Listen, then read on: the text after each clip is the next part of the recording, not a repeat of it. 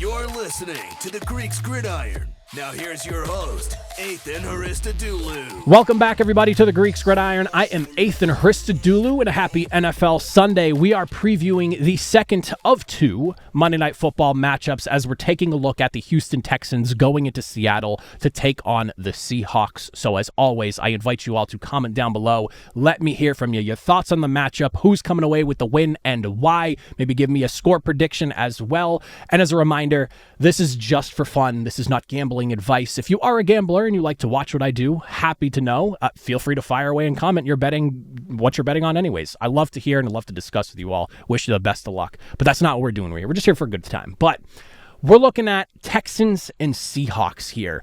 Two strong defenses going head-to-head in Seattle here. Houston on the road, obviously, trying to keep their season alive after a really ugly start to the year. Meanwhile, Seattle and Seahawks fans, I know you guys are starting to get excited because I am talking about them. I see what Seattle's doing and what they're brewing over there, and it's been pretty impressive. And I'm somebody who was a naysayer because I was not super big on the whole bringing in Sam Darnold and what he could actually do within this offense. I'm eating my words on Sam Darnold again this season. I'm eating my words on the offensive line and how well they have played. So there's a lot of really good things brewing for Seattle right now and looking like one of the most impressive teams in the NFC.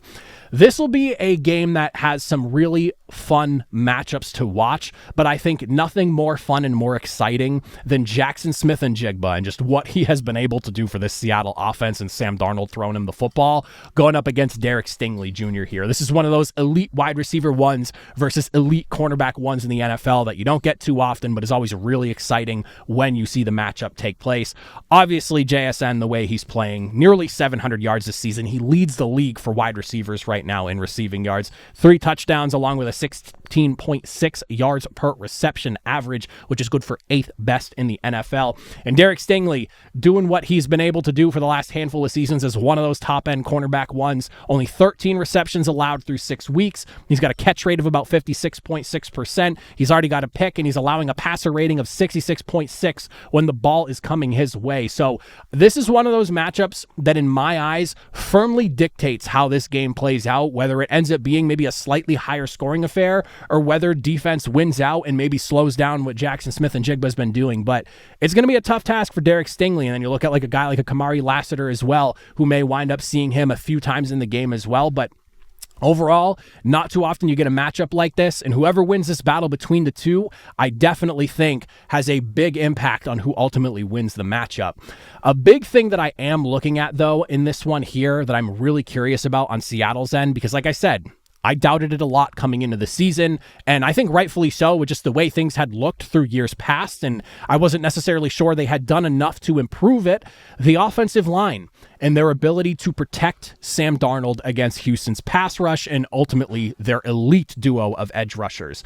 Will Anderson Jr. and Danielle Hunter, in my personal opinion, probably the best pass rushing duo coming off the edges in the NFL. They are unbelievable at what they do. They were unbelievable last season. They're picking right up where they left off through the first 6 weeks of the season right now with 7 sacks and 43 pressures combined between the two. These are guys that you have to find a way to deal with, especially if you're Seattle here. It's going to be all about getting the ball out quick, getting it into your playmakers' hands, and I'll be very curious to see how Seattle kind of game plans their offense against that, because a lot of big plays have been coming from Jackson Smith-Njigba, again, 16.6 yards per reception, 8th best in the NFL. He's been making some big plays happen, but a lot of that has to do with the fact that Seattle has given Sam Darnold the time to get that ball deep. You don't have that time this week.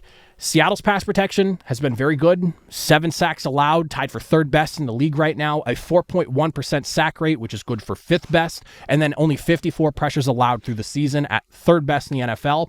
The reason why this matters, though, when you look at what Houston is able to do with getting after the quarterback, nobody gets to the QB, or at least makes the quarterback uncomfortable faster than Houston does. They are first in the NFL in total time to pressure. It's under 2.5 seconds. QBs have to operate quickly going up against this defense. And again, that's why I look at what this game plan is going to be, how they try to attack a defense that is built to be elite and is one of those good defenses, great defenses, I should say, in the NFL. They're also 12th in sack rate, 12 sacks on the season as well. They're a formidable unit, and how that handles itself is going to be one of those key things to watch. And honestly, on the discussion of offensive line, I wasn't even planning on bringing this up, but I do think it is worth mentioning here. You could kind of have the same conversation with Houston as well. CJ Stroud getting sacked and getting pressured at a rate that just about no other quarterback in the NFL has been seeing so far through his career in Houston. It's been a bit of an issue, and it's one of those things that is not really resolving itself yet. Seattle's pass rush as well, not necessarily a slouch by any means. They got some formidable guys coming off the edges as well, and even that can make some plays on the interior. That's one of those things where trenches in this game, in my opinion, matters a lot. And the way I see it, this is one of those games where the pass rush for both sides might have a slight edge up on those pass might is probably a strong word. It's probably a little bit more than might, but it's one of those things where the pass rush, I do think, has an edge over both offensive lines and their ability to pass protect, and one of those game dictation type of things. I am very concerned about how CJ Stroud's going to be able to operate against this Seattle defense, and we've seen how he's fared under pressure. It has not been good so far this season. You've got to give him time. You have good wide receivers to work with. You have playmakers to work with. The run game is obviously working itself out as well. We've been not necessarily the luckiest when it comes to injuries in that running back room and just overall health for that unit. So a lot of this game, in my eyes, is dictated off pass protection and their ability to slow down those edge rushers from both of these teams, because both teams are fairly talented on the defensive front. Now, as for who I think is going to win this matchup and ultimately come away with the win, before I give you the winner, I will say, and I kind of already alluded to it, I think defenses win out in this game here. This is going to be one of those lower scoring matchups, grindy, gritty type of games. And I think both sides are built for those types of matchups and being able to thrive in them. It's just a matter of Houston's ability to get more points on the board. They have struggled to do that all season long, whereas Seattle has had some games where they've been able to rack up the points and they're able to win those lower scoring knockout type of fights. But we saw it was it last week against Jacksonville? Was that last week? I can't even remember when that game was. I think it was last week. So it's one of those things where I think both sides, the defenses are well equipped to really hold the offenses, and they probably end up winning out in this matchup. So I'm expecting lower point totals for this one here, but I think I'm ultimately leaning with the Seattle Seahawks on this one. I like them something in the ballpark of like 23-17. But I don't really see how either one of these offenses, with, again, in spite of the fact that Jackson Smith-Njigba has been phenomenal, but he's dealing with one of the best corners in the NFL. There is going to be some plays where Derek Stingley is going to make things happen that some of the other corners that have matched up against JSN this season were just quite simply not able to do because they don't have the talent that Derek Stingley Jr. does have.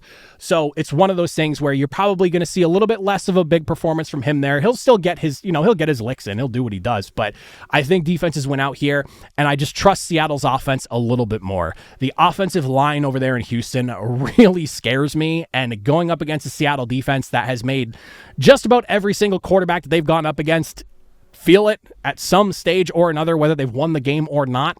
It's one of those things where when you look back to some of those early games for Houston, I just envision kind of seeing that here against Seattle. So I'm taking the Seahawks 23-17, lower scoring affair. Going to be a knockout fight, in my opinion. It's gonna go the distance. It's not going to be pretty.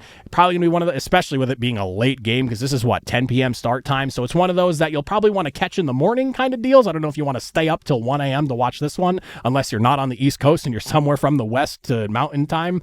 But I do like Seattle here for the W. So let me hear from you. Comment down below your thoughts, your opinions on the matchup, who's coming away with the W. And as always, if you made it to the end, I greatly appreciate it. We will meet again on Tuesday to go over power rankings, talk all the teams and how they performed in week number 7. But until then, I'll see you all next time. Have a good one.